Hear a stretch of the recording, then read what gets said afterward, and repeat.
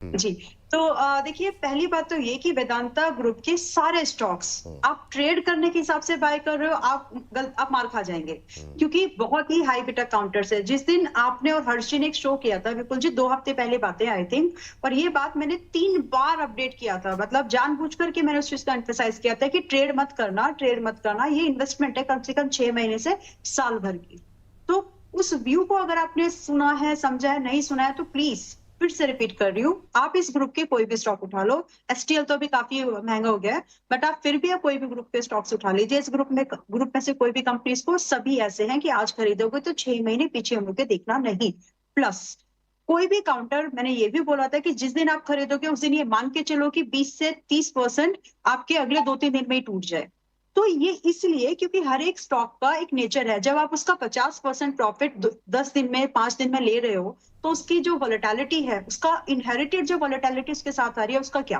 हुँ, अब कहने का मतलब मेरा ये है कि सारे स्टॉक्स जो अभी गए, नए हाईज़ बनाए, सभी ने डीमर्ज के बाद जो लिस्ट हुई, अभी थोड़े से कूल ऑफ हो रहे हैं।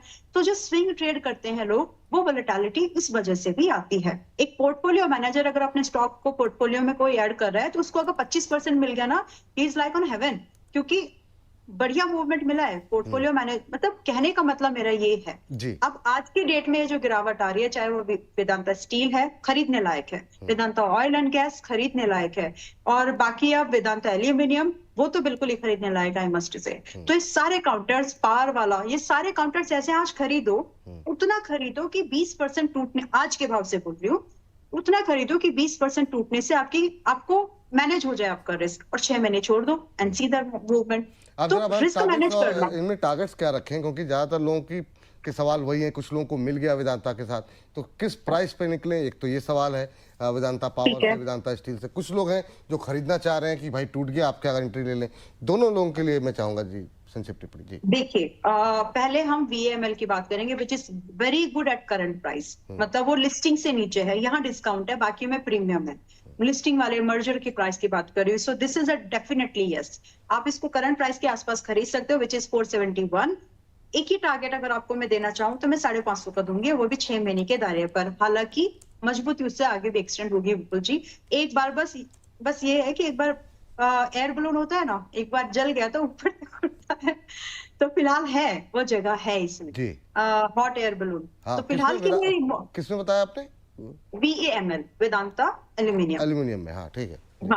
हाँ, वीआईएसएल को खरीदने के लिए थोड़ा वेट कर लो। जिन्होंने बिल्कुल नहीं खरीदा, कोशिश करिए आपकी बाइंग 30 से 35 के बीच की हो, 38 रुपए 50 पैसे पर अभी का भाव है। हुँ, सर्किट या शायद से। तो अभी फिलहाल के लिए, क्योंकि दिख नहीं रहा है, तो 30 से 35 की रेंज में आप खरीद सकते हो। 6 महीने के भी ऊपर 50 रुपए का टारगेट। हुँ, एसएल काफी बड़ा है, पोजीशन मैनेज कर लेना। 22 रुपए का स्टॉप लॉस होगा। Then Vedanta oil and gas, आप इसको कोशिश करिए इस हफ्ते में, अगर आपको ये 36 तक मिल जाए, बढ़िया एंट्री होगी। स्टॉप लॉस आप अभी जो लो बने हुए हैं इसके 31 तक के हैं, आप इसको 30 रुपए 50 पैसे का स्टॉप लॉस लगाइए। नया लो बनाया तो अलग बात है, वहां तक आप स्टॉप लॉस आप मेंटेन कर लीजिएगा। आपका टारगेट सीधा 60 रुपए का। सो यू कैन सी कि टारगेट में काफी बड़े जंप्स हैं, स्टॉप लॉस भी वैसे से ही है। रिस्क मैनेज करना पड़ेगा। If you can do this, अच्छे मौके हैं। विपुल जी, जस्ट एक बार मैं